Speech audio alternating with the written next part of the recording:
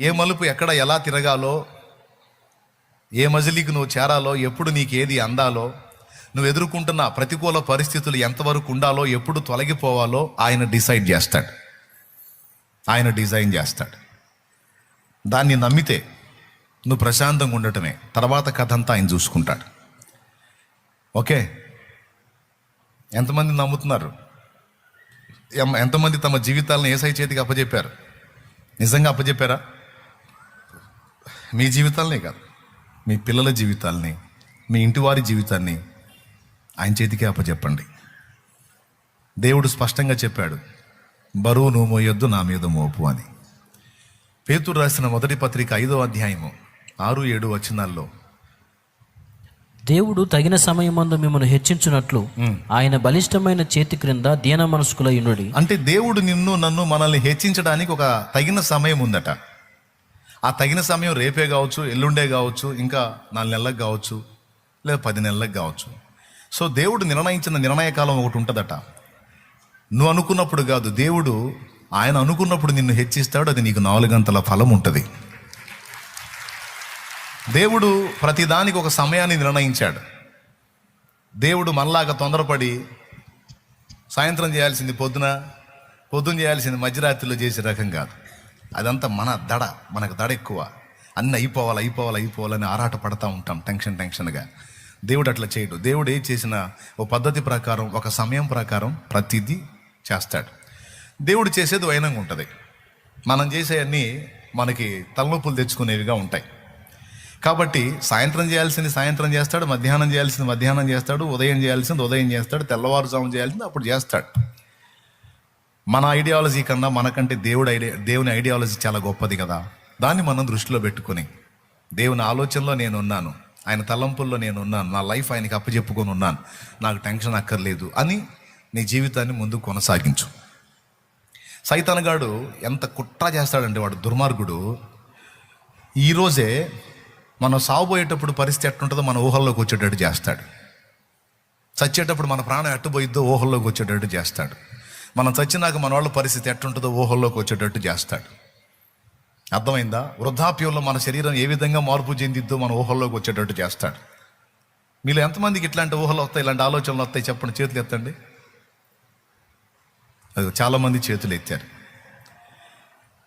ఏమండి, కొన్ని వ్యతిరేక పరిస్థితులు మన తలంపుల్లోకి తీసుకొచ్చి, ఏమండి ఇప్పుడు షుగర్ వచ్చింది అని రిపోర్ట్ వచ్చింది అనుకో, ఆ షుగర్ తర్వాత ఇంకేమేం జరగబోతుందో ఇక మొత్తం తలంపుల్లోకి తీసుకొస్తాడు వాడు.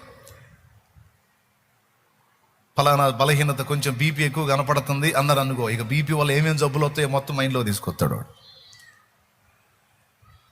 అర్థమైందా? ఏ రోగం లేకపోయినా సరే రోగాలు ఉన్నోళ్ళని చూపించి, వాళ్ళు నీకంటే బాగున్నోళ్ళు ఇప్పుడు వాళ్ళు రోగులు అయ్యారు, నువ్వు మాత్రం కావని గ్యారెంటీ ఏందని వాడు ఆలోచనలో తెస్తాడు.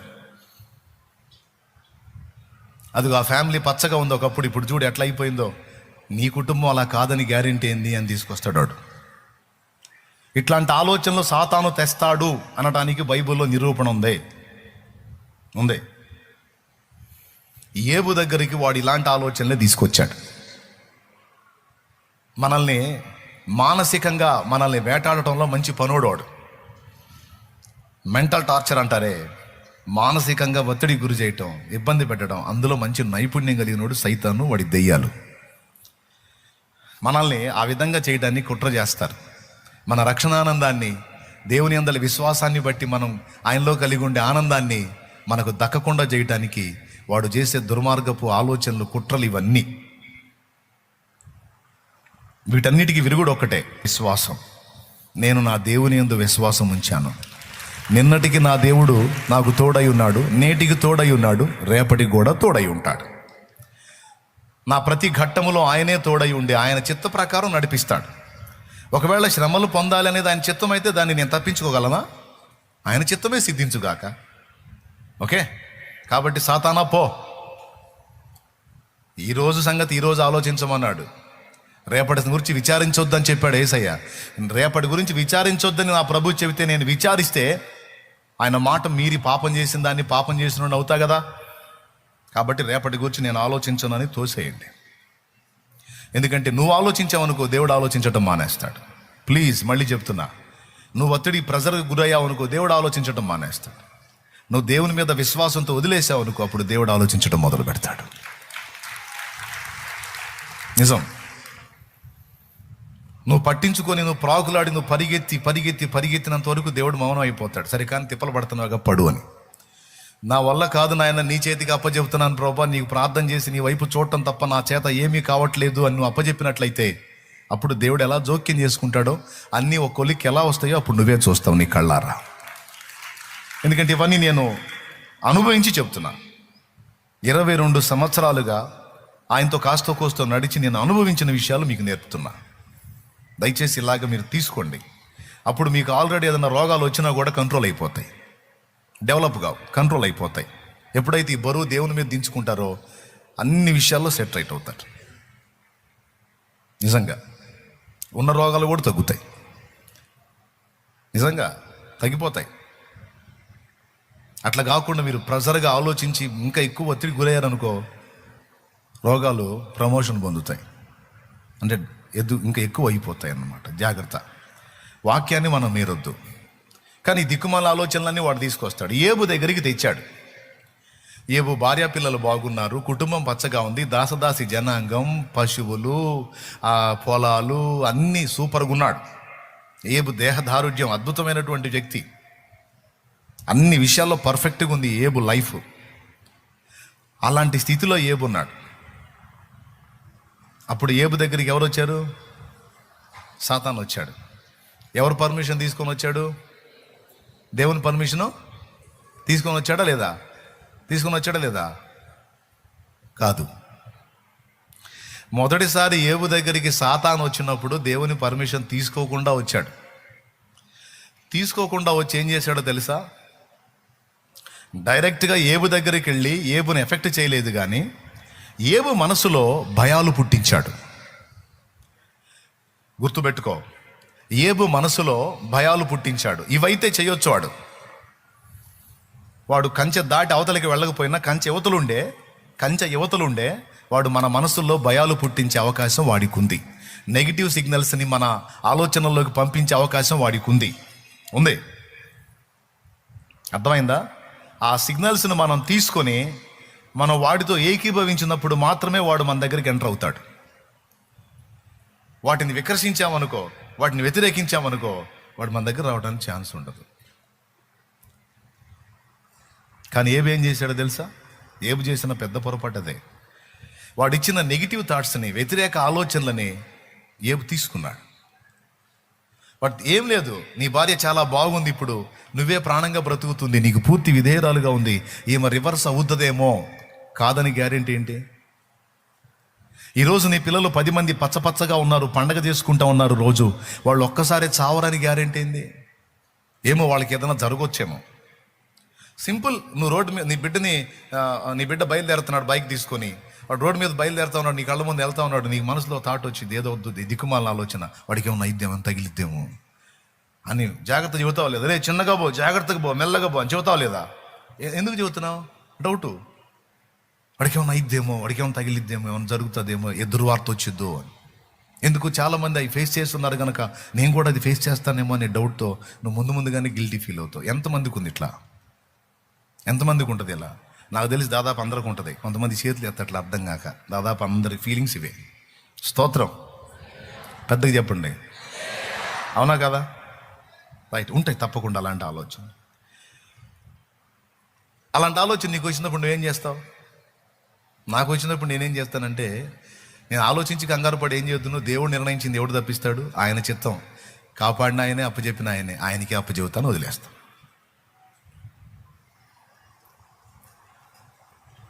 ఏం చేశాడంటే 10 మంది పిల్లలకి వెళ్ళి చూసినప్పుడు వాము వీళ్ళకి ఏమైనా అయిద్దేమో అనుకున్నాడు. వాడు పంపించిన ఆ నెగిటివ్ సిగ్నల్స్ని తీసుకున్నాడు. అట్లా ఏబుని ప్రిపేర్ చేసి అప్పుడు పోయాడు సాతాను దేవుడి దగ్గరికి. అర్థమైందా?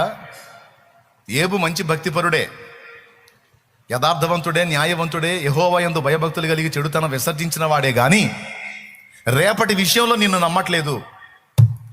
తన రేపటిని గూర్చి అతని ఆలోచనలన్నీ వ్యతిరేకంగా ఉన్నాయి. నాకు కొద్దిగా సంధించాడు, నువ్వు ఛాన్స్ ఇస్తే ఓ చూపు చూస్తా. చివరికి ఏబు ఏవేవైతే సాతాను ఆలోచనలను తీసుకొని వ్యతిరేకంగా అనుకున్నాడు అవన్నీ జరిగినాయి, మొత్తం జరిగినాయి. అది ఏబే చెప్పాడు. ఏబు గ్రంథము 3వ అధ్యాయము 25వ వచనంలో ఏబే చెప్పాడు, ఏది వచ్చునని నేను బహుగా భయపడితునో అదే నాకు సంభవించుచున్నది, నాకు భీతి పుట్టించినదే నా మీదకి వచ్చుచున్నది. అద్దుగో ఆ మాట అండర్లైన్ చేసుకోండి. ఇంకా కొత్త వాళ్ళు ఎవరైనా ఉంటే చూడు ఏమని చెప్తున్నాడు.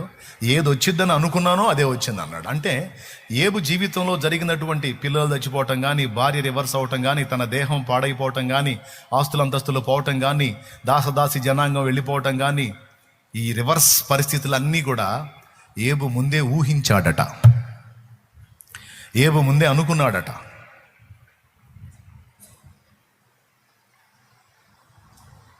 మీరు ఎప్పుడైనా ఆలోచించారా ఈ ఒక్క మాట గురించి?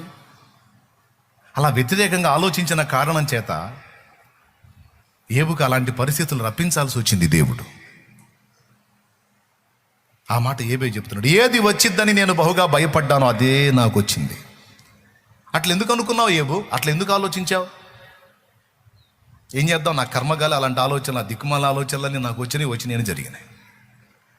కొంతమంది ఫ్యామిలీ మెంబర్స్తో మాట్లాడతారు, ఇట్లా అయిద్దని నాకు ముందు నుంచి అనిపిస్తూ ఉంది, నాకు అట్లాంటి ఆలోచన నిజంగానే వచ్చింది, నిజంగా 3 రోజుల నుంచి వచ్చినా ఏందో మనసు ఒకటే అనిపిస్తుంది, టైద్ది అని అనిపిస్తుంది, అయ్యింది అని చెప్పి. ఆడవాళ్ళు కొంతమంది జెంట్స్ కూడా, నాకెందుకు 3 రోజుల నుంచి ఇట్నే అనిపిస్తుంది, ఎందుకు నాకు పదే ఎట్టే ఆలోచన వచ్చింది, నిజంగా అదే జరిగింది, ఏందో వింతగా.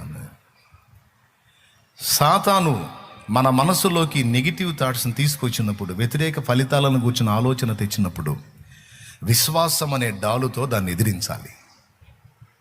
అర్థమైందా? దేంతో ఎదిరించాలి? విశ్వాసం అనే డాలుతో. ఎట్లా ఉండాలి విశ్వాసము?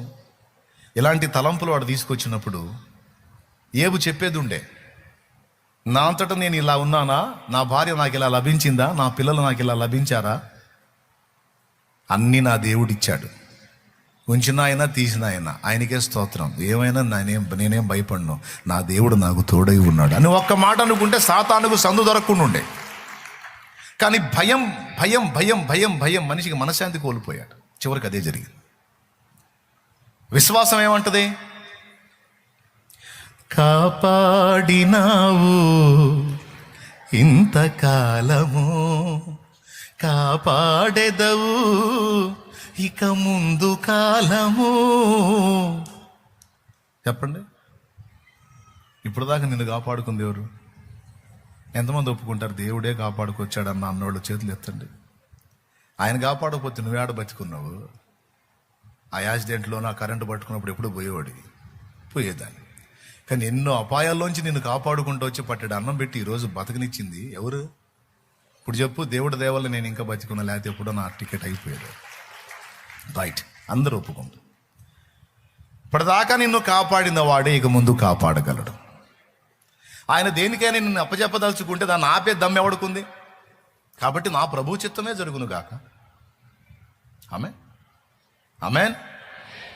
కాబట్టి నువ్వెందుకు కంగారు పడాలి? ఆయన నన్ను దేనికైనా అప్పచెప్పాడంటే అనవసరంగా అప్పచెప్పాడు. దేనికైనా అప్పచెప్పాడంటే దానికి 4 అంతల లాభం నాకుంటేనే అప్పచెబుతాడు. నా తండ్రి ఏది చేసినా నా మేలుకే 100% చేస్తాడు, నా ప్రయోజనం కోసం చేస్తాడు, కానీ నా కీడును కోరేవాడు కాదు అనే విశ్వాసం ఉండాలి కదా. ఇప్పుడు బాడండి అందరూ. కాపాడినావు కాపాడెదవు, కాపాడినావు ఇంతకాలము, కాపాడెదవు ఇక ముందు కాలము, నిన్ను మరువనయ్యా నా జీవితాంతము,